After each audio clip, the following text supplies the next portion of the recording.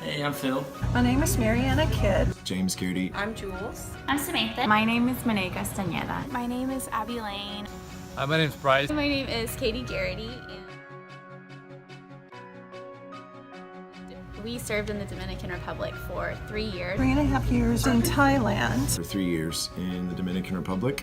My husband and I spent 4 years back in Central Asia. My wife and I are planning to do overseas missions. I was blessed with the opportunity to go to Peru and work in the mission field. My husband and I are planning to do international missions In Northeast Africa. My wife and I served in Central Asia for 4 years. As an adult, you'll re-experience or return back to that stage of infancy as a child where no one understands you, you don't understand anyone. You're having to understand what's appropriate behavior, what's not appropriate behavior. A lot of people feel like, oh, you're a missionary, you're gonna go and you're gonna be like talking about Jesus all the time. They don't really realize how isolating it is to go into a whole different culture.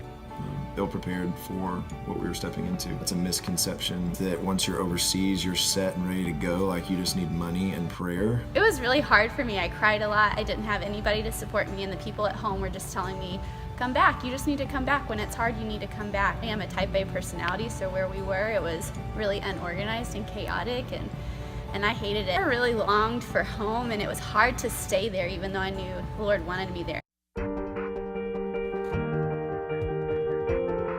Told by the missions organization we were going with of some books and things to read. They also recommended an organization that we could go to for about a week or two, and they would prepare us to move overseas.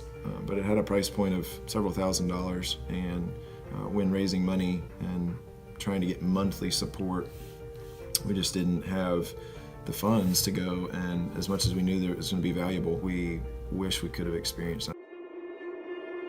Missionaries never have a home because you're not at home where you're from anymore, and you're not at home anymore where you're going. You're just in this in-between world. Coming back and adjusting to a culture that we used to identify with fully, a culture and place where we grew up. It's now very different. Everything you feel like should be familiar, it now feels different. And a lot of people don't expect that. The hardest part for us has been relocating back to the States. It's harder than our first couple of years in the DR. Figuring out how to live back in the United States, it was pretty much just a big slap in the face. It was a tough transition. I don't have the funding to go to another re-entry training, a time to just decompress, journal, like allow our daughter to even talk with some people. We adjusted to living one way, and now we have to readjust to a whole nother way. You would think that it would just be easy to plop yourself back into that. We feel like foreigners now in our own country and even hometown. Talking with Justin and other people God's put in my life, this seems to be very overlooked.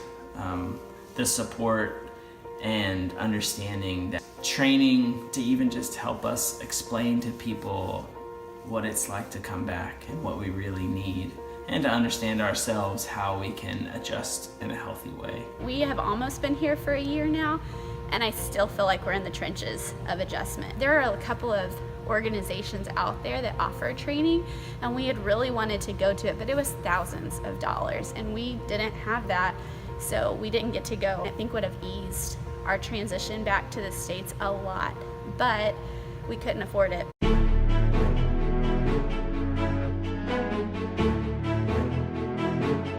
One thing I felt was valuable while we were there was ongoing maintenance training, and that was invaluable. That was something that had stuck with me even since moving back to the States, that I remember vividly those handful of people coming down and saying, hey, we're going to pour into you. The training process, both before we went as well as while we were there, and returning back to the States, was a really important part of the process for us to be able to be effective. Help with adjusting to the culture, interpreting the culture, and that makes all the difference. Work like what Pavilton's doing, the importance of that is just realizing that we're not always just intuitively able to know what to do to adjust. We really do need some help and some guidance and some preparation. We've been working with Justin and doing the Go Culture training. It's been a great learning experience. We've really had some opportunities to dig into a lot of marriage issues, family issues that we hadn't really thought about. If you both go overseas and one's working, the other's not, raising a family, but you both want to be missionaries, what to do then. We've talked about being inclusive, so we have kind of a feeling of what it's going to be like there. I would highly recommend it and encourage people to check it out. What to expect, and then being given tools on how to process those experiences, and especially with returning to the States, I think knowing that certain emotions were normal and were a normal part of a healthy transition. We have been involved in Go Culture, which has been a great experience, teaching us ways to communicate and join in discussions about how to interact with our family, and in regards to like international missions, and also just how to interact with people of a different culture and different ethnicity than ourselves.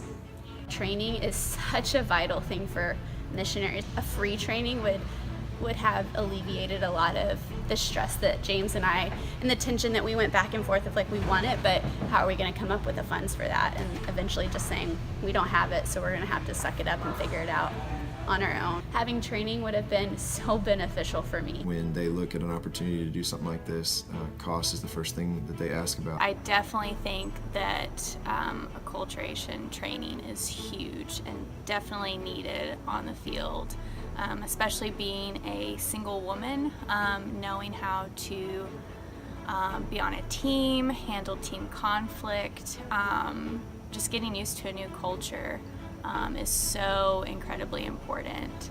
Knowing that there could be someone in the States that connected with us before we left, while we were there, and then even when we moved back, we still had that person to connect with that was training us, keeping up with us, asking us those challenging questions, counseling us, even pointing us in the direction of hey, I know I'm not on the ground where you are now, in the States even, but let me push you towards this. Let me push you first to Jesus, and let me push you second towards this.